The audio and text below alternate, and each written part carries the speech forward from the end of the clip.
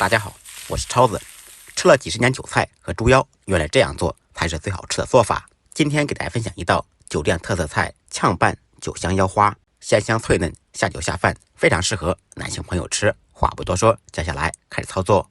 首先准备2个新鲜的猪腰，从中间片开，一分为2，去掉腰骚，去除干净以后，先斜刀切，间隔2-3毫米，深度为3/5。切好以后，掉过头来，再竖刀切，深度为4/5。这一次刀口稍微深一点，间隔依然是2-3毫米。3刀一回头，切2刀以后，第3刀把它切断，这样改出来就是麦穗花刀。这也是改腰花的最基本刀法。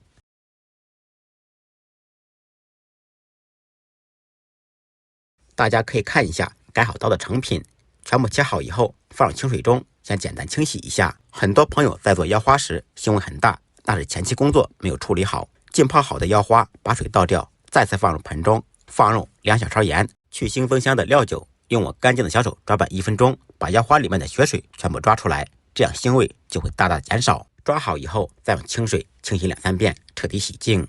经过这样处理的腰花，在做菜时就没有腥味了。彻底洗净以后，把水倒掉，控干水分，再次放入碗中。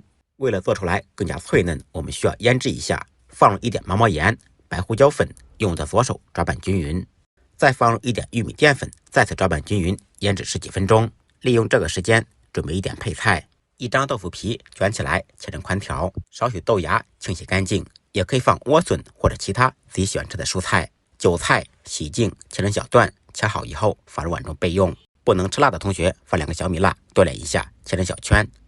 3-4粒大蒜趁其不备，拍碎剁碎。接下来再准备1碗料汁，碗中放入1点毛毛盐、半小勺白糖、少许胡椒粉、1品鲜酱油、辣鲜露、香醋和蚝油。再来1点芝麻香油、辣椒油，用筷子搅拌均匀备用。起锅做水，放入1小勺盐，用勺子搅拌均匀。开锅以后，放入豆腐皮和豆芽，在锅中焯水。再次开锅以后，煮半分钟，捞出空水，放入盘中垫底。腌制好的腰花同样放入锅中焯水，放入1点去香增腥的料酒，用勺子搅拌均匀，开大火烧开锅。再次开锅以后，煮10几秒钟就成熟了。煮好以后，捞出空水，摆入盘中。开花的一面朝上，用筷子把它摆好，倒入我们刚才调好的无情料汁，撒上切好的韭菜，再放入蒜末和小米辣，浇上烧热的花椒油，抻一下，这小香味就出来了。一道简单又好吃的炝拌韭菜腰花就做好了。家里面有老公的，一定要试着做一下。感谢您的支持点赞，再忙再累，记得按时吃饭。下期视频见，拜拜。